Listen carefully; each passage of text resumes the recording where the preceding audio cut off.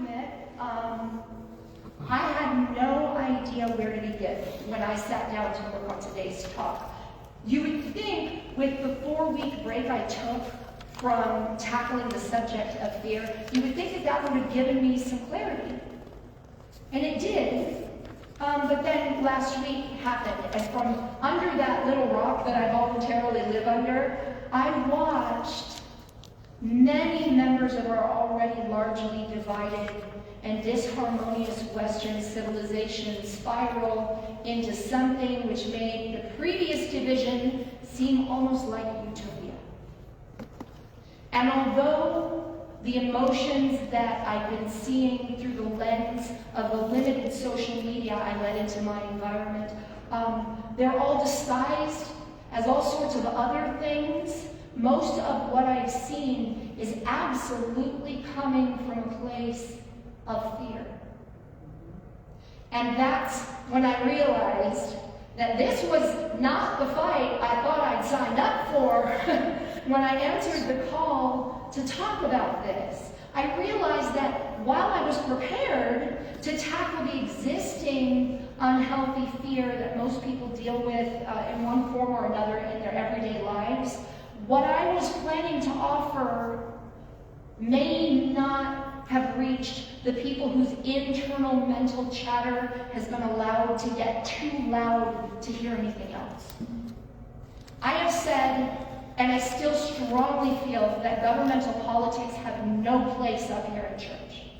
And I stand by that, and I always will. I feel that personal opinions about those things should never color a spiritual leader's teachings.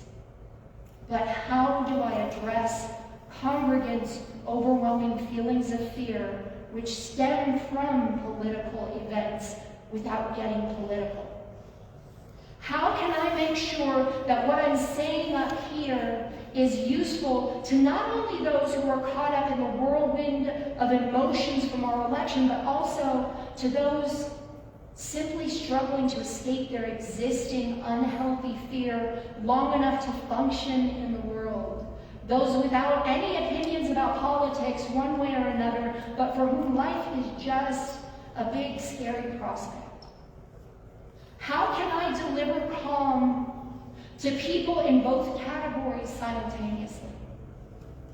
I don't know the answers to those questions, but I do know that I can get out of the way and I can let God lead. And I also know that when I can manage to do that, the answers land neatly in place, far more cohesively and intelligently than they would if I tried to plan it all out myself. And so I would like to begin with a meditation to help all of us come to a place of peace and strength and receptivity so that we can all focus on the message and our purpose during this service. And so that we can feel empowered to step out into the world from here confidently, knowing that we are always held and guided by the most loving divine hands. So now I'd like you to take a look around you. Notice your surroundings. Notice that you are safe. You are surrounded by loving, kind people in this sanctuary of light. You are secure in this moment. And if you feel comfortable, gently allow your eyes to close in relaxation. Listen to the sounds around you. Notice them. Simply become aware of them without opinions or thoughts about them. All the sounds, regardless of their sources, are merely a neutral part of your experience now.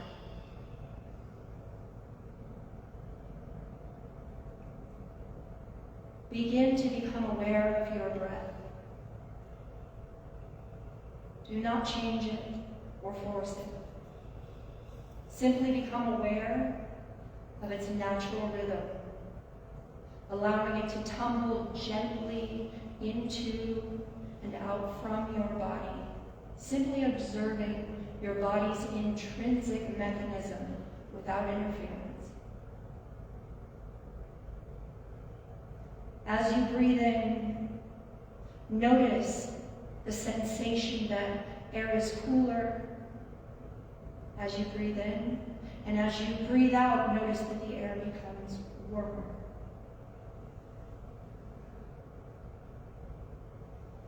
Begin to allow your body to move into a deeper and deeper state of relaxation as your shoulders begin to drop and as your legs and arms begin to feel a bit more heavy.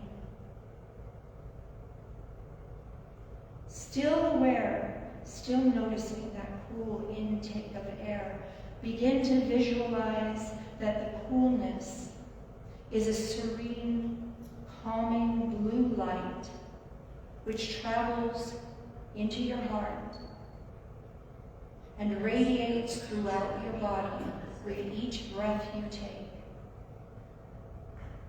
And with each warm exhalation, you release more and more tension, allowing for deeper and deeper relaxation with each passing moment. Breathing out all tension, you allow that beautiful blue calm to expand into all of those places where that tension had been, moving throughout your entire body as you continue to breathe comfortably.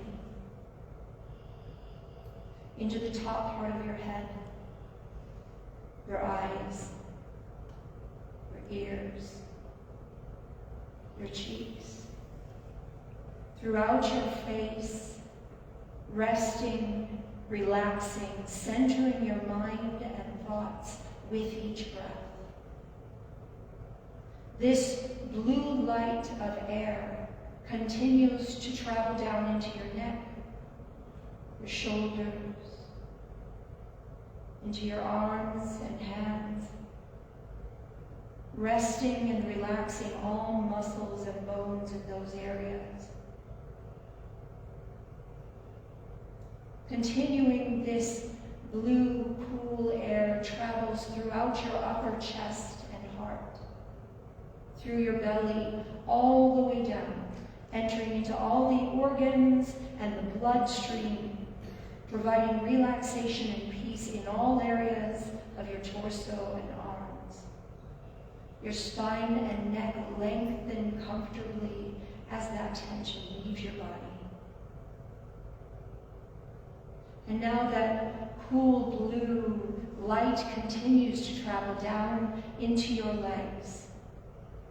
And as this happens, you notice that you're feeling more and more at ease and relaxed now. Heavy and light all at the same time. As this sensation travels down into your feet, into the center of the earth below you, and you settle into a state of centeredness. Entering this deep, peaceful state of centeredness, bring to your mind a time when you felt empowered. See the colors in this particular experience. Shapes. Hear the sounds. Feel the air. Was it warm or cool? Inside or outside? Were you by yourself or was anyone with you? Notice that feeling of internal confidence and self-assurance you experienced, and allow your body to soak up this sensation for just a bit longer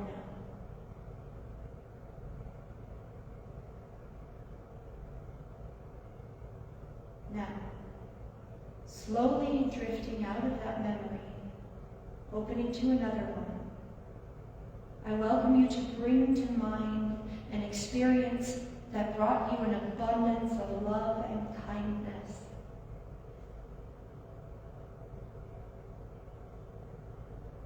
See the colors in this experience. Notice the environment. Hear the sounds. Feel the air. Is it warm or cool? Were you by yourself, or were there others around you? Tap in to that feeling of absolute love and acceptance, and allow your body to soak up this sensation for just a bit longer.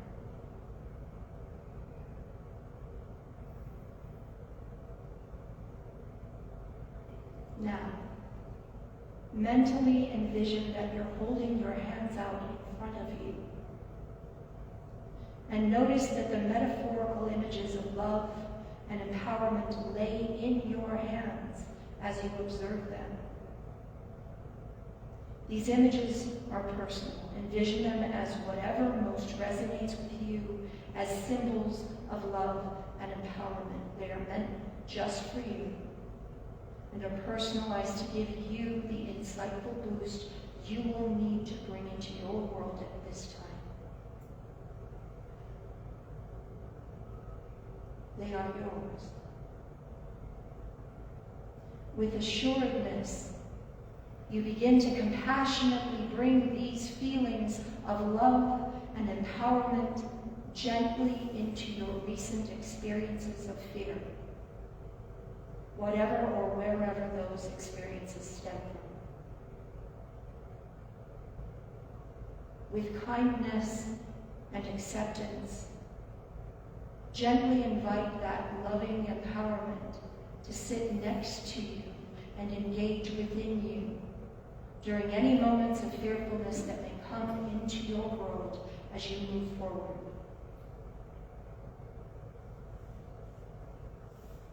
Realize now that although you may find pain or illness to be scary, although you may view the world's state to be in a critical place of being, although you may find daily stressors coming into your field of awareness now and then, you are now reawakened to the knowledge that you have the innate power to choose to bring love into your life and into the world through gratitude,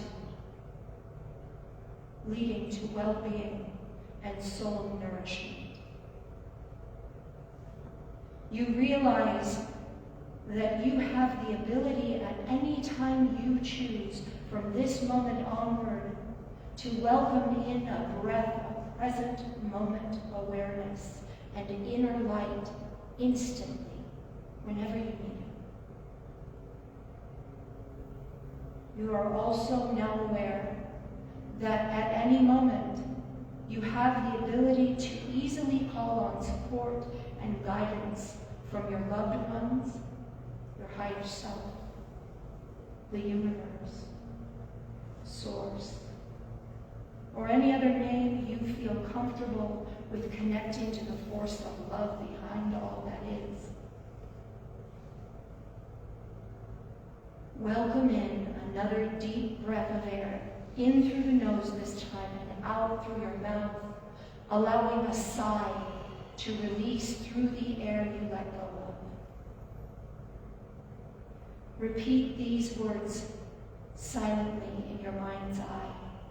As you inhale again, I welcome an abundance of love and light into my heart at all times. And out. Breathing deeply again, I choose to listen to my inner voice of gratitude and abundance.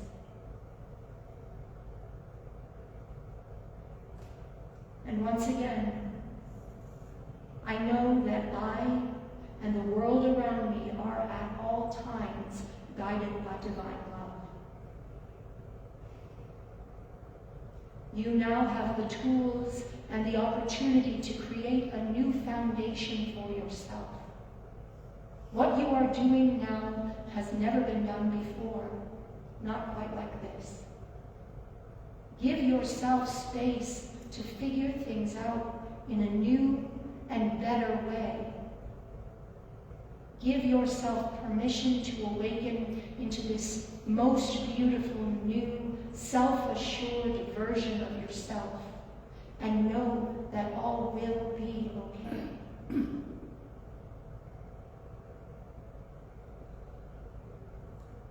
Gently coming back into your body now. Wiggling your fingers and your toes. Open your eyes whenever you're ready to return back to the world. Keeping in mind with you all the love and light that is rightfully yours. Now, how do we feel? Good? Are we ready to move towards transforming our dragons into something less scary? Yes. My dad's already taken a nap on the front pew. He said, okay, are you ready to start stepping out from under that huge burden of fear and into this moment right now where there's no reason for fear? Will you agree with that? Right now, in this moment, there's no reason for fear, is there? No. No.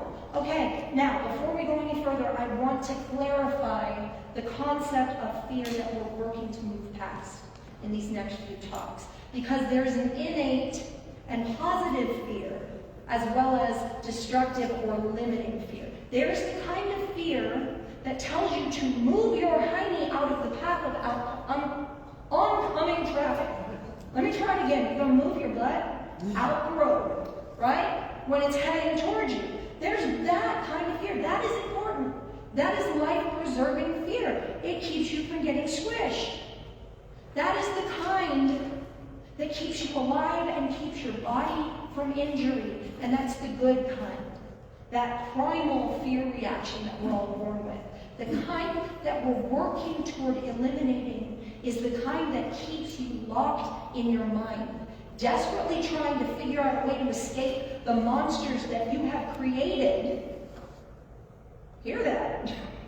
That you have created through worry or obsessing over situations which may or may not ever come to pass. And which, generally speaking, no amount of planning can get us out of, since we can't actually control how any imagined situation might play out. We are seeking to bring our awareness into the present moment, back to what's actually happening, what's actually affecting us, rather than the thoughts that we're allowing to affect our experience through our choice to focus on them. When I planned to tackle the business of fear several months ago, one of our newer folks, Tom, back there, introduced me to a book that I thought I would position a lot of my teaching from. And it's called Transforming Your Dragons: How to Turn Fear Patterns into Personal Power by Jose Stevens. And though for many of us, it appears that our fear dragons have grown pretty dramatically as of late, I think what this book has to offer will still be extremely helpful. And although, yes, for some of us that level of fear may have risen, I think you will find that regardless of the situations or events which let us drive our fear meter into the stratosphere, it is still our personal fear patterns which define how and why that fear is manifested. So if we can transform our patterns, we can defeat our fear, no matter what the package is that it presents itself, right? And he says this in his introduction, and I think you'll see why I find this so perfectly suited to using not only for the plan I had before, but for a present situation. He says, humankind is poised on the brink of massive planetary change. The next 100 years or so may determine whether life on Earth is transformed into a global community with cooperation among all the peoples, or whether it disintegrates into a chaos of destruction and becomes an unlivable, unlivable garbage dump. The choice for positive change will not be made by government, science, or business interests, but by individual human beings engaged in personal transformation. These individuals will then influence governments, business, and the sciences to conduct their affairs in ways that are conducive to greater happiness on this planet, because that's what it's about, right? Greater happiness. You as an individual cannot transform yourself unless you personally face your own fears, he says. This is no easy task, but it is absolutely required for any personal breakthrough. Facing fear often means looking at the dark, shadowy side of yourself, not to feel guilty or shameful or to punish yourself, but to release the potential vitality locked up therein. Isn't that a wonderful way of looking at things? That facing that fear means looking at all of the stuff that we hide from ourselves so that we can release the potential vitality we've been depriving ourselves of because we've been so busy trying to avoid. He goes on to explain, this book is a guide to facing your fears in the forms of the 7 personal dragons. In fairy tales, the dragons must be confronted and slain for the heroes to gain their rites of passage. Yet, this dynamic, masculine, Western notion of slaying dragons needs to be balanced with the more magnetic, feminine, Eastern approach to transforming the dragons. In martial arts, it is a well-known fact that if you struggle with your opponent, you risk injury and possibly death. Therefore, the best strategy is to know your opponents, anticipate their moves, and let your opponents defeat themselves by denying them a target. You taught me that, sir. You deny them a target. This does not mean that you avoid confronting your fear antagonists. You still face those enemies, but you transform the energy of combat into a dance of learning. I loved that. Into a dance of learning. And there's another thing he says that really resonates with me. He says, I have chosen to use the metaphor of the dragon throughout this book for several reasons. The first is that it takes you out of your everyday mindset and redirects you towards your imagination, where all problems are ultimately solved. A dragon is a visible, concrete being, not an abstract theory.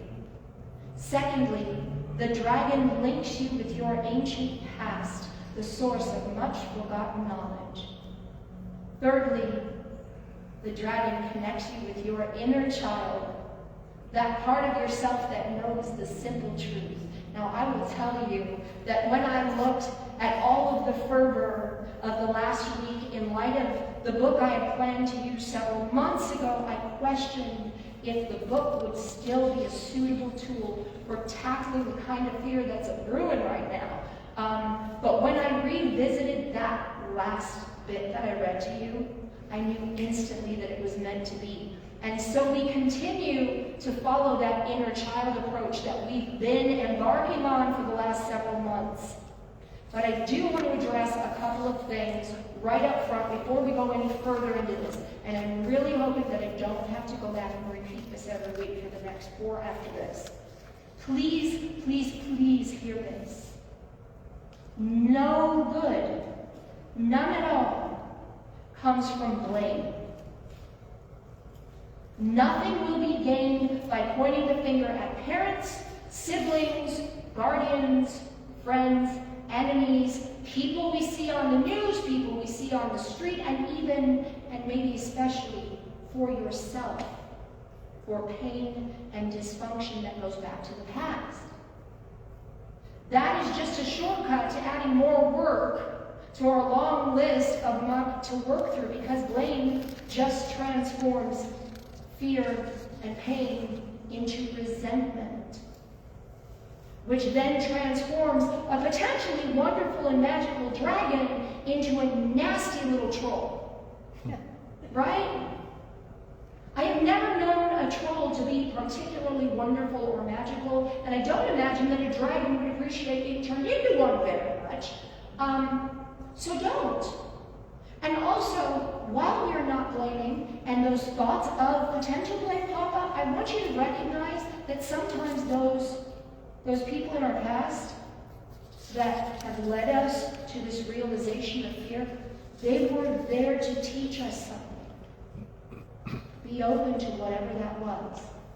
Okay? Now, I also want to make a clear distinction between dragons or dysfunctions and ourselves.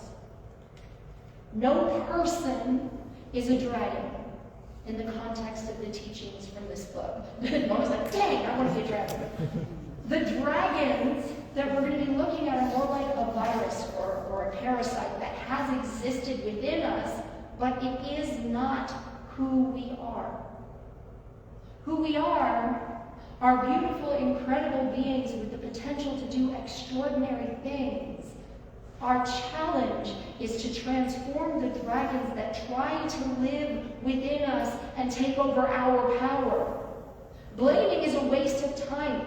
We are responsible for our freedom, and we are not our dragons. Got it? Yeah?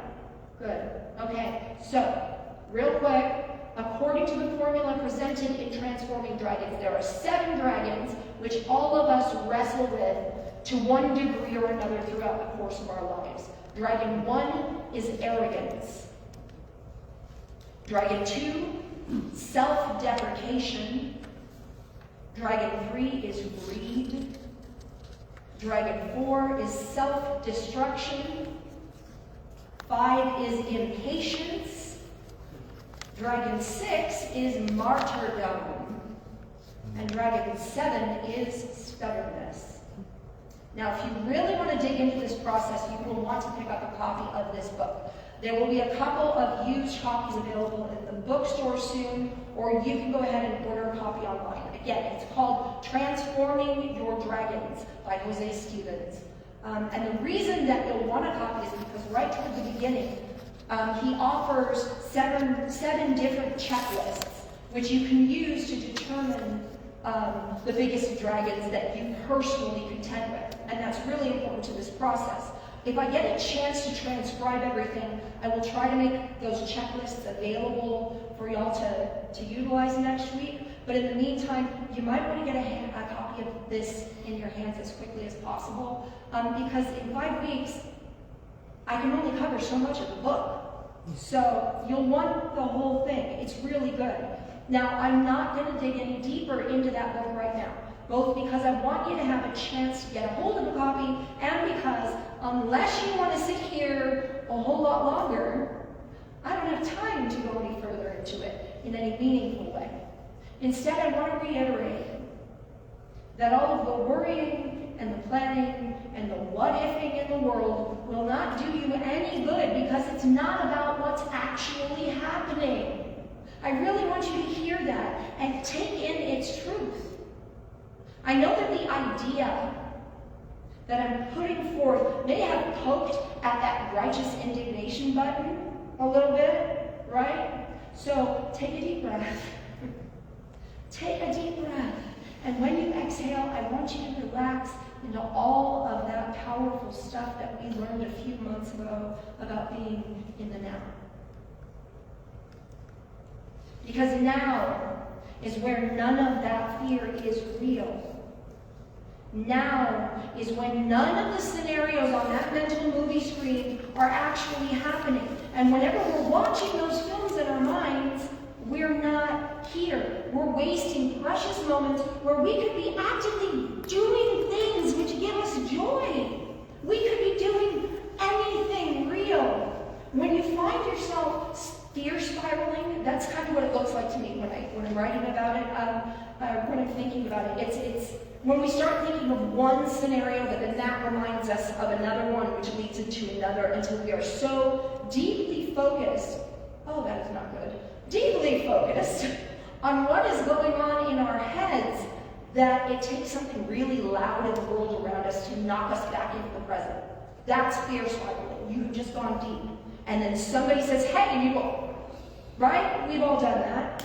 I found a really simple little exercise to bring us back to now. And it's a 5, 4, 3, 2, 1 exercise. So, when you catch yourself falling into that worry mode, immediately begin.